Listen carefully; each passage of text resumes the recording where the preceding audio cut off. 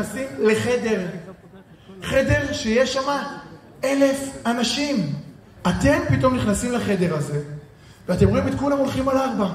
אז רוב הסיכויים שמה שתעשו, תתחילו גם ללכת על 4. נכון? כי אתם רוצים להיות נורמליים. איזה מגניב זה להיות נורמלי.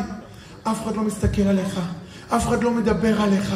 זה בדיוק הסיבה למה יש 1% בעולם של מצליחים.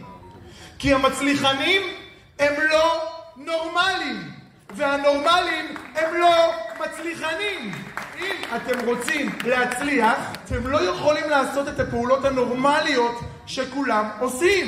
אנרגיה, אנרגיה, אנרגיה, אנרגיה.